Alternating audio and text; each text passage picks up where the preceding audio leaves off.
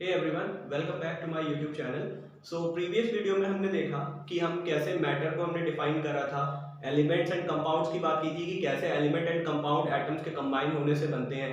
हमने बात की थी 20 एलिमेंट्स की, उनको लाइन से हम कैसे लर्न कर सकते हैं। आज हमने एटम ऑफ स्ट्रक्चर के बारे में बात किया था। एटम के बेसिक स्ट्रक्चर को हमने डिफाइन करा था। आज हम उन्हीं चीजों को कंटिन्यू करते हुए सीखेंगे कि किसी एटम की इलेक्ट्रॉनिक कॉन्फ़िगरेशन या किसी एलिमेंट की इलेक्ट्रॉनिक कॉन्फ़िगरेशन हम कैसे लिख सकते हैं। साथ ही उसकी वैलेंसी, उस पर कितना प्लस का चार्ज है और कितना माइनस का चार्ज है, ये कैसे हम फाइंड आउट कर सकते हैं। अलग अलग केमिकल्स के मॉलिक्यूलर फॉर्मूला हम कैसे राइट डाउन कर सकते हैं। तो आज हम इन सारे टॉपिक्स पे बात करते हैं। तो अगर आप इस चैनल पर नए हैं तो प्लीज इस वीडियो को लाइक करिए, इस वीडियो को शेयर कीजिए और साथ ही चैनल को सब्सक्राइब करिए। तो चलिए स्टार्ट करते हैं। एटम का हमने जो बेसिक स्ट्रक्चर पढ़ा उसमें हमने आपको बताया कि सेंटर रीजन को हम पढ़ते हैं न्यूक्लियस, जो इसके बाद फर्स्ट ऑर्बिट आएगी हमारी, या जितनी भी इनके अराउंड सर्कुलर ऑर्बिट से हमारी आती है, इनको हम कहते हैं शेल या ऑर्बिट, दोनों वर्ड आप यूज कर सकते हो। न्यूक्लियस में हमारे प्रोटॉन्स और न्यूट्रॉन्स होते हैं। फर्स्ट ऑर्बिट में आपके 2 इलेक्ट्रॉन्स आते हैं मैक्सिमम। सेकंड ऑर्बिट में मैक्सिमम नंबर ऑफ इलेक्ट्रॉन्स जो आता है वो 8 आता है।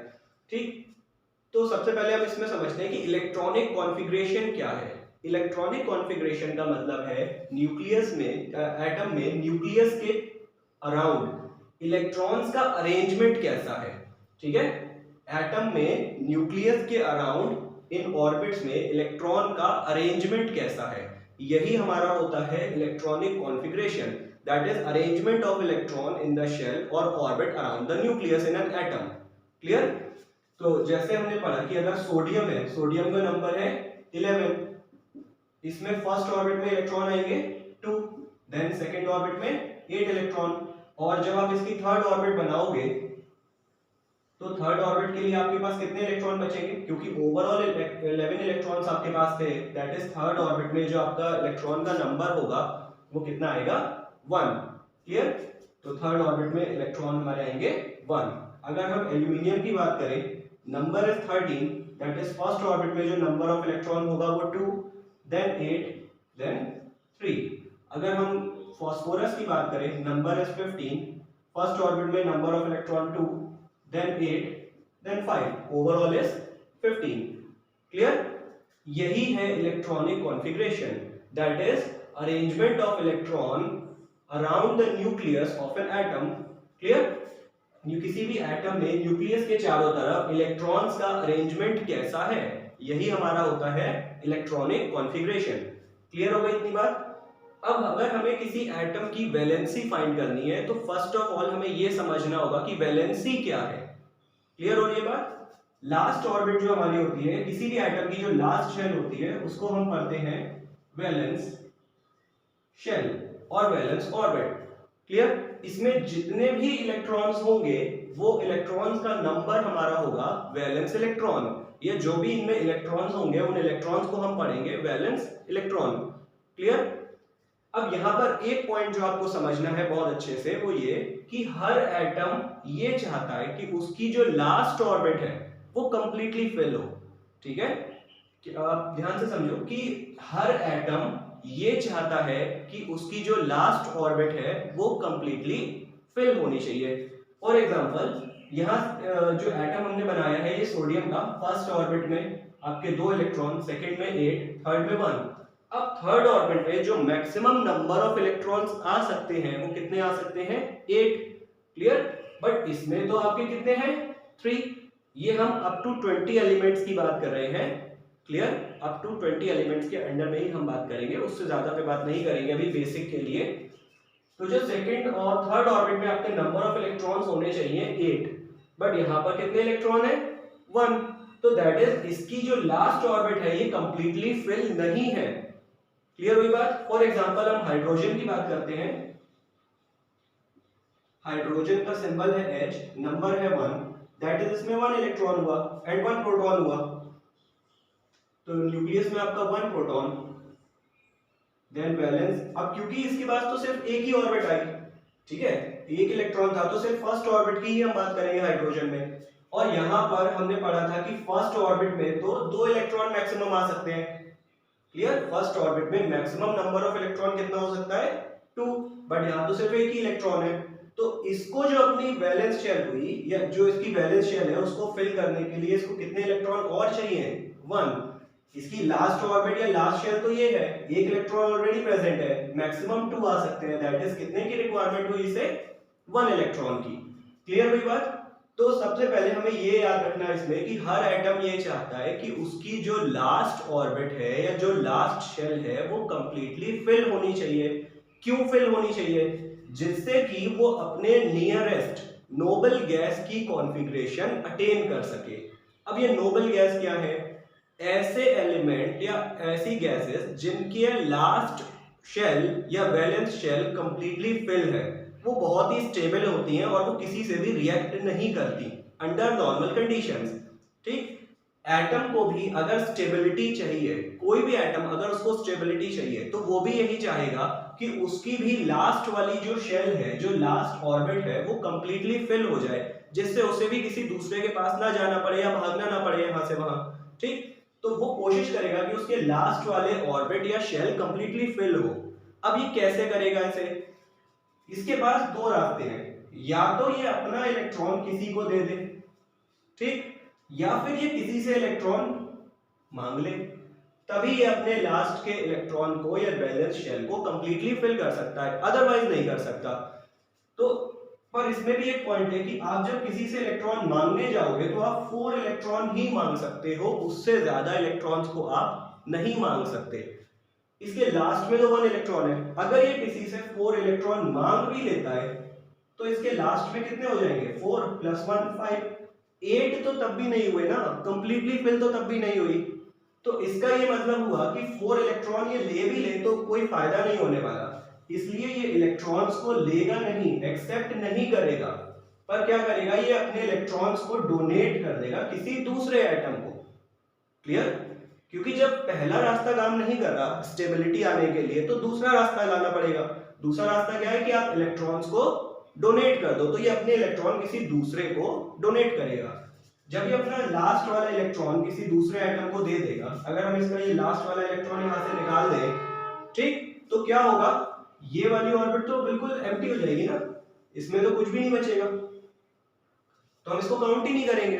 फिर हमारी लास्ट ऑर्बिट कौन सी होगी? सेकंड वाली, और इसमें तो 8 इलेक्ट्रॉन्स ऑलरेडी फिल हैं, तो ये हमारी हो गई कंप्लीट, इसका ऑक्टेट हो गया कंप्लीट। दैट इज इसकी लास्ट ऑर्बिट में कितने इलेक्ट्रॉन्स आ गए? 8 इलेक्ट्रॉन्स आ गए। ठीक, तो इसको स्टेबिलिटी मिल गई यहां से। ऐसे ही एल्यूमिनियम के पास लास्ट में कितने हैं? 3, इसको कितने और चाहिए? 8 कंप्लीट करने के लिए 8 इलेक्ट्रॉन पूरे करने हैं सबको अपने लास्ट में, अपनी लास्ट की ऑर्बिट फिल करनी है। इसकी थर्ड ऑर्बिट लास्ट है, इसमें मैक्सिमम 8 आते हैं, तो इसको कितने की जरूरत है? और 5 की। अब इसके पास ये दो रास्ते हैं, या तो 5 इलेक्ट्रॉन ले, बट 5 तो मिल ही नहीं सकते क्योंकि सिर्फ 4 ही मिल सकते हैं। तो 5 जब नहीं मिल सकते इलेक्ट्रॉन, तो ये क्या करेगा? अपने 3 इलेक्ट्रॉन किसी दूसरे को दे देगा। जब ये अपने 3 इलेक्ट्रॉन डोनेट करेगा तो यहां पर तो कुछ नहीं बचेगा ना, तो आपकी लास्ट ऑर्बिट या लास्ट शेल सेकंड वाली होगी, और वो तो कंप्लीटली फिल है, ऑलरेडी उसमें 8 इलेक्ट्रॉन कंप्लीट है। ठीक, तो इस तरह से हम वैलेंसी फाइंड करेंगे। अब सोडियम की वैलेंसी, हाँ, जितने इलेक्ट्रॉन डोनेट करता है कोई एटम, कोई भी एटम जितने इलेक्ट्रॉन डोनेट करता है उतना ही उस पे प्लस का चार्ज आता है। क्लियर? जैसे सोडियम के पास ये कंडीशन थी, 1 इलेक्ट्रॉन डोनेट कर रहा था, तो इसके पास कितने प्लस के चार्ज आएंगे? 1 प्लस। Al के पास लास्ट में कितने इलेक्ट्रॉन थे? 3, इसने 3 इलेक्ट्रॉन डोनेट करे थे, तो इसके पास कितना चार्ज आएगा? प्लस के 3। इसके पास लास्ट में देखो आप, फास्फोरस के पास लास्ट में कितने इलेक्ट्रॉन है? 5। कितने की रिक्वायरमेंट है 8 कंप्लीट करने के लिए? 3 की। तो ये किसी से भी अरेंज करेगा कि इसे 3 इलेक्ट्रॉन मिल पाए, और 3 तो मिल सकते हैं, मैक्सिमम 4 तक मिल सकते हैं, दैट इज 3 इलेक्ट्रॉन तो आराम से मिल जाने चाहिए। तो जब ये किसी से 3 इलेक्ट्रॉन लेगा तो इस पे कितना चार्ज आएगा? माइनस में 3 आएगा। जब आप एक्सेप्ट करते हो इलेक्ट्रॉन तो माइनस में, जब आप डोनेट करते हो इलेक्ट्रॉन तो प्लस में। क्लियर हो गई बात? तो इसकी जो वैलेंसी हुई वो कितनी हुई? -3। सोडियम की वैलेंसी आई +1, Al की वैलेंसी आई +3। कुछ और एग्जांपल लेकर हम समझते हैं।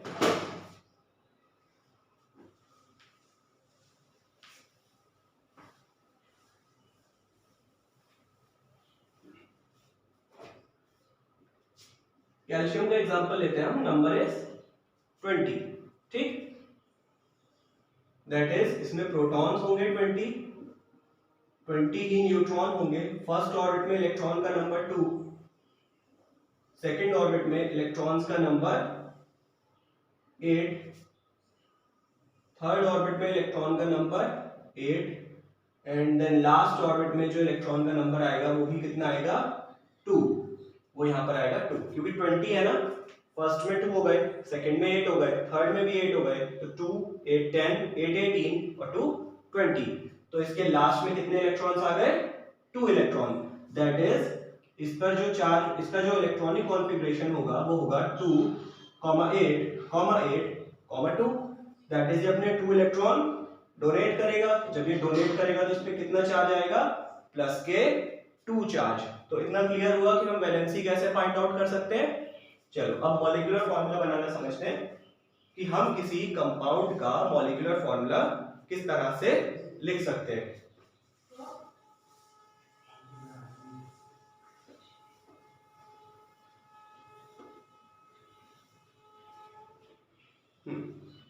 ना अगर आपके पास एक कंपाउंड गिवन है, सपोज सोडियम क्लोराइड, ठीक है, सोडियम क्लोराइड। अब सोडियम का सिंबल आपका क्या होता है, Na। अब मैं इस पे भी चार्ज देखा +1, क्लोराइड का Cl, क्लोराइड का हम फाइंड करते हैं, number is 17, that is 2 8 and 7। Total number of electron is 17, that is first orbit में 2 देन 8 देन 7। जब लास्ट में 7 है तो कितने की रिक्वायरमेंट हुई, 1 इलेक्ट्रॉन की। जब ये किसी से 1 इलेक्ट्रॉन लेगा तो इस पे कैसा चार्ज आएगा, माइनस का 1 चार्ज, ठीक है। तो यहां पर हुआ आपका Cl -1, क्लियर हुआ इतना। और सोडियम का हमने अभी फाइंड करा था +1। तो अब आप क्या करोगे, जब सेम नंबर में चार्ज होता है, जब आपका सेम नंबर ऑफ चार्ज होता है बट ऑपोजिट होना चाहिए, यहां प्लस में 1 है, यहां माइनस में 1 है, ठीक। तो चार्ज ऑपोजिट है बट उनके नंबर सेम है, तब आप उसको कैंसिल कर देते हो, ठीक है। और आपका जो फॉर्मूला बनेगा वो क्या बनेगा, NaCl। क्लियर हुआ। एक और एग्जांपल लेते हैं, magnesium nitride. Magnesium is Mg and इसका नंबर होता है 12, दैट इज फर्स्ट ऑर्बिट में 2 8 2। इतना क्लियर है। लास्ट में कितने इलेक्ट्रॉन्स हैं, 2। कितने की जरूरत है, 6 की, बट 6 तो मिल नहीं सकते, तो आप क्या करोगे, 2 इलेक्ट्रॉन किसी दूसरे एटम को दोगे। दैट इज इस पे जो चार्ज आएगा वो आएगा प्लस के 2 चार्ज, ठीक। ऐसे ही नेक्स्ट आपका है nitride is nitrogen, number is 7 then 2, 5। Last में कितने हैं, 5। कितने की रिक्वायरमेंट हुई, 3 की। जब ये किसी से 3 इलेक्ट्रॉन एक्सेप्ट करेगा तो इसके पास हो जाएंगे 2, 8 और इस पे चार्ज आएगा माइनस में 3। क्लियर। अब इनका फॉर्मूला कैसे बनेगा, Mg पे कितना चार्ज आया आपका, +2, नाइट्राइड पे N -3। पर अब नंबर वेरी कर रहे हैं, यहां पर 2 प्लस में है और यहां 3 माइनस में है। दैट इज यहां पर नंबर क्या कर रहा है, वेरी कर रहा है। इस कंडीशन में आप क्रिस क्रॉस मेथड को यूज करोगे। इस मेथड में आप कौन सा करोगे, क्रिस क्रॉस मेथड लाओगे यहां पर।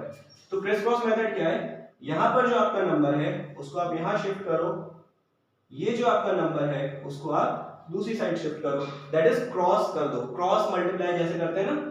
तो Mg पे कितना चार्ज आ जाएगा, Mg कितने हो जाएंगे हमारे 3 और M आपका कैपिटल, एंड N पे कितना होगा 2। तो जो फॉर्मूला आएगा वो आएगा Mg3N2। क्लियर हुई इतनी बात। एक दो एग्जांपल और लेते हैं हम, ताकि सारे पॉइंट हमें बिल्कुल अच्छे से क्लियर रहे। हम लेते हैं अब calcium oxide, calcium oxide. Calcium का नंबर है 20, दैट इज 2, 8, 8, 2। फर्स्ट ऑर्बिट में 2 इलेक्ट्रॉन, सेकंड ऑर्बिट में 8, थर्ड में भी 8, फोर्थ ऑर्बिट में 2 इलेक्ट्रॉन्स। जब इसके लास्ट में 2 है, इसे कितने इलेक्ट्रॉन की रिक्वायरमेंट है, 6 की। बट क्या इसे 6 इलेक्ट्रॉन मिलेंगे, नहीं मिलेंगे, क्योंकि आप मैक्सिमम कितने ले सकते हो, 4 इलेक्ट्रॉन। तो इस कंडीशन में ये अपने 2 इलेक्ट्रॉन किसी दूसरे एटम को डोनेट करेगा।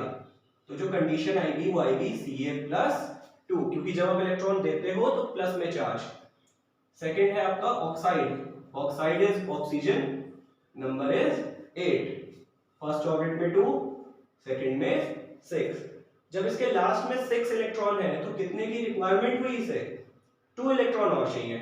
जब ये किसी से 2 इलेक्ट्रॉन लेगा तो इस पे कैसा चार्ज आएगा? माइनस में, और माइनस में कितने आएंगे? 2 चार्ज। ठीक, अब हम क्या करते हैं, इनको लिखते हैं।